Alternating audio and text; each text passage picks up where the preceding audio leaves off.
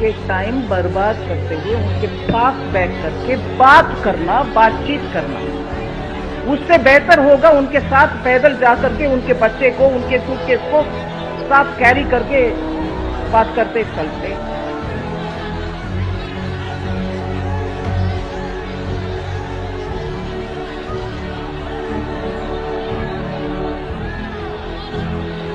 कल जो हुआ माइग्रेंट को उनके रास्ते पे चलते हुए बगल में बैठ करके बातचीत करने का, वो समय है क्या?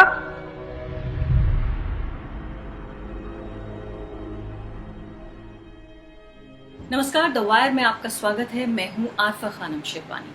अभी आपने जो तस्वीरें अपनी स्क्रीन पर देखी हैं, ये लॉकडाउन 1, 2, 3 की नहीं, चौथा लॉकडाउन लागू होने के बाद की तस्वीरें हैं। ये तस्वीरें हैं उन बेसहारा, उन मजबूर मजदूरों की जो अलग अलग शहरों में फंसे हुए हैं। फिलहाल ये तस्वीरें जो आप देख रहे हैं गाजियाबाद की तस्वीरें हैं। ये पीयूष नाम के पत्रकार हैं, पीयूष राय, उन्होंने अपने ट्विटर हैंडल पर ये तस्वीरें दिखाई हैं। सभी लोग इसको रीट्वीट कर रहे हैं और बेहद हैरान हैं कि किस तरह से इतना बड़ा मानवीय संकट भारत में खड़ा हो गया है।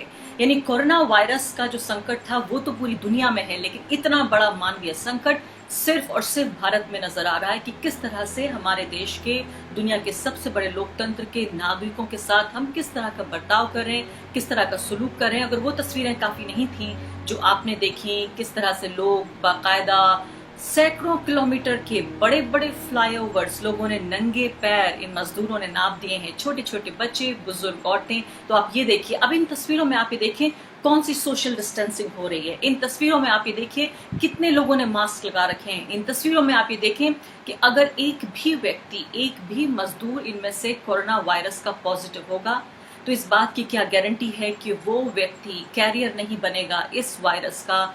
2, 4, 6, 10, 20, 50, यहाँ कई सौ की तादाद में लोग नजर आ रहे हैं। रोंगटे खड़े होते हैं कि इतनी बड़ी भीड़ पूरी दुनिया में फिलहाल कहीं भी नहीं देखी जा रही है। कोई भी ऐसी जगह नहीं है जहां पर इस तरह की एक अनार्की जिसे कहा जाए उसका आलम हो। और साफ तौर पर ये हमारी जो पॉलिटिकल क्लास है, जो राजनीतिक नेतृत्व है, जो सरकार है, उसकी नाकामी सामने नजर आ रही है। प्रधानमंत्री को आपने सुना था, खुद अपनी पीठ ठोक कर वो कह रहे थे कि भारत ने पूरी दुनिया में, देखिए, इतने देशों से कहीं बेहतर हमने परफॉर्म किया है, पश्चिमी देशों से भी बेहतर हम परफॉर्मेंस कर रहे हैं। उन्होंने 100 में से 100 नंबर खुद अपने आप को दे दिए थे। पिछली बार जब वो प्रकट हुए हम सबके सामने तो उन्होंने आत्मनिर्भरता का जिक्र किया। सबसे बड़ी समस्या यही है प्रधानमंत्री के साथ, सबसे बड़ी समस्या यही है इस देश की सरकार के साथ कि वो किसी को सुनना नहीं चाहती।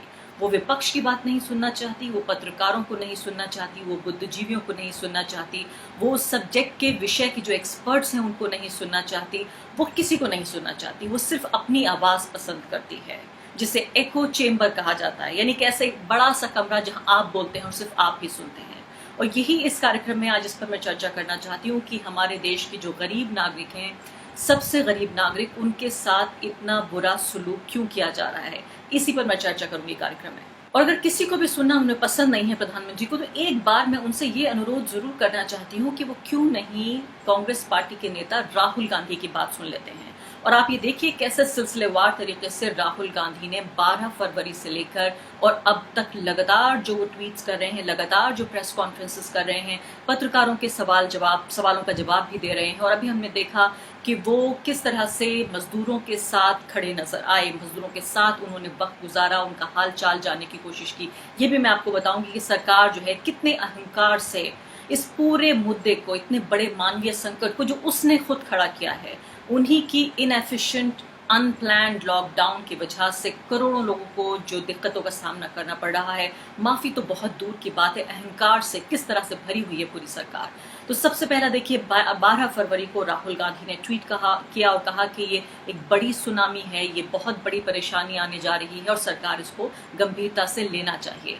उसके बाद दूसरी महत्वपूर्ण बात, प्रेस कॉन्फ्रेंस करके राहुल गांधी ने ये कही कि जो लॉकडाउन है, इतने बड़े देश में 130 करोड़ लोगों को आप एक बड़े ताले में बंद नहीं कर सकते। लॉकडाउन एक तरह से एक पॉज की तरह होता है। लॉकडाउन कोई पॉलिसी नहीं है, कोई राष्ट्रीय नीति नहीं हो सकती है।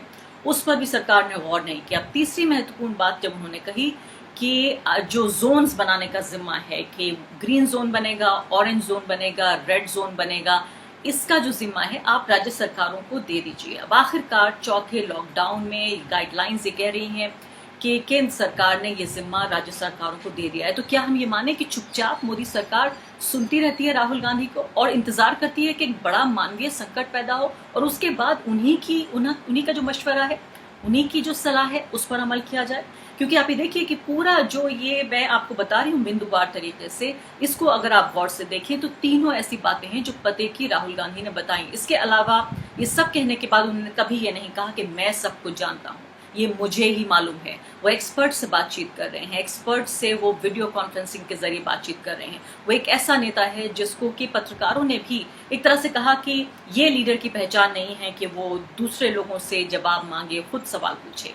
लेकिन अब मैं आपको बताती हूँ कि विपक्ष की तो आलोचना जो हो रही है वो हो रही है जब राहुल गांधी सरिता विहार के फ्लाईओवर के नीचे जब मजदूरों से बातचीत कर रहे थे। तो आइए देखते हैं उसको किस तरह से सरकार ने लिया है। निर्मला सीतारमण वित्त मंत्री क्या कह रही हैं। उनके अपने राज्य को, जहां कांग्रेस के सरकार हो या जहां उनके स्नेह पार्टीज हैं, अलायंस पार्टीज हैं, उनके पास बात करके, उनके साथ कोऑपरेट करके और ट्रेन मंगवाएं और माइग्रेंट्स को ट्रेन में बिठा करके उनके अपने घर भेजें, ना कि जब वो दुख के साथ पैदल जा रहे हैं उनके टाइम बर्बाद करते हुए उनके पास बैठ करके बात करना, बातचीत करना। उससे बेहतर होगा उनके साथ पैदल जाकर के उनके बच्चे को, उनके सूटकेस को साथ कैरी करके बात करते चलते। दुख के साथ कह रही हूं इस बात को, आराम से बोल सकते हैं। उनके अपने स्टेट्स को क्यों नहीं बोलता है कांग्रेस पार्टी? और ट्रेन लो और ट्रेन मंगवाओ सेंट्रल गवर्नमेंट से, उनमें उन माइग्रेंट्स को बिठाओ, ना कि क्योंकि कांग्रेस पार्टी बोलते हैं ये ड्रामाबाज हर दिन। मैं अभी उन्हीं के शब्दों को उपयोग करना चाहती हूं। ड्रामाबाज है। कल जो हुआ माइग्रेंट को उनके रास्ते पे चलते हुए बगल में बैठ करके बातचीत करने का, वो समय है क्या? और आपको लग रहा होगा गाजियाबाद के इस घटना के बाद कि शायद सिर्फ यहीं पर ऐसा हो रहा है। आप यकीन जानिए पत्रकारों के पास, न्यूज़ चैनल्स के पास इतने रिसोर्सेज नहीं हैं और उतनी इच्छा शक्ति भी नहीं है। ज़्यादातर बड़े बड़े नेटवर्क्स के पास वो इच्छा शक्ति नहीं है कि मजदूरों की तमाम तकलीफों को दिखा सके। लेकिन कुछ जो कैमरे यहाँ वहाँ पकड़ पा रहे हैं उनमें से आप ये तस्वीर देख रहे हैं। दूसरे एक बड़ी घटना सामने आई जिसमें आपको मालूम होगा औरैया के पास उत्तर प्रदेश में इतनी बड़ी घटना हुई थी, दुर्घटना हुई जिसमें 24 मजदूरों की मौत हो गई, कई दर्जन उसमें जख्मी भी हुए। उसमें अब ये तस्वीर आप देख रहे हैं, एक ही ट्रक में ये जो काली पॉलीथीन में जो आप ये तस्वीरें देख रहे हैं, ये काली पॉलीथीन में हमारे देश के नागरिक हैं, उनके शव हैं। वो लोग जो इस हादसे में जिनका देहांत हो गया, जिनकी मृत्यु हो गई, उन्हें किसी बर्फ लगाकर उनके शव को नहीं रखा गया, उसी जगह पर उसी स्पेस में शवों को भी रखा जा रहा है और उसी में जो है वो घायल मजदूर भी हैं। इस ट्रक के ड्राइवर का ये कहना था कि उसे इतनी बदबू आ रही थी इन शवों से कि उसके लिए ड्राइव करना मुश्किल हो रहा था। जब एक जख्मी मजदूर ने इसका वीडियो बना के सोशल मीडिया पे डाला, जब जाके पता चला और कान खड़े हुए सरकारों के, उसके बाद पता ये चला है कि प्रयागराज के पास रोक लिया गया इस ट्रक को। और वो भी उसके बाद हुआ जबकि झारखंड के मुख्यमंत्री ने इस पर एक ट्वीट किया। तब उसके जवाब में भी बेहद राजनीतिक ट्वीट जो है वो उत्तर प्रदेश सरकार की तरफ से आया। तो आप ये देखिए कि इस पूरे मुद्दे पर किस अहंकार से ये सरकार किसी की बात नहीं मान रही है, किसी का मशवरा नहीं ले रही है। देश के मजदूरों के साथ, गरीब लोगों के साथ किस तरह से सुलूक हो रहा है। लॉकडाउन के बाद लॉकडाउन, मुझे याद है प्रधानमंत्री ने सबसे पहले ये कहा था कि 21 दिन मुझे दे दीजिए आप और फिर सब कुछ ठीक हो जाएगा। 21 दिन क्या हुआ? अब हम चौथे लॉकडाउन के चरण में हम एंटर कर चुके हैं और हमें अभी भी नहीं मालूम है कि क्या हो रहा है। जब सिर्फ कुछ 100 केसेस थे जब लॉकडाउन लगाया गया और अब 1 लाख के आसपास केस पहुंच रहे हैं, अब लॉकडाउन धीरे धीरे खोला जा रहा है। तो सवाल ये पैदा होता है कि इस सरकार की रणनीति आखिर क्या है, आखिर क्या बुनियाद है, कौन सा ऐसा साइंटिफिक एविडेंस है, रिसर्च है जिसकी बुनियाद पर यह तय किया जा रहा है कि लॉकडाउन लगाया जाएगा, लॉकडाउन खोला जाएगा, या सिर्फ सनक की बुनियाद पर ये सब कुछ हो रहा है।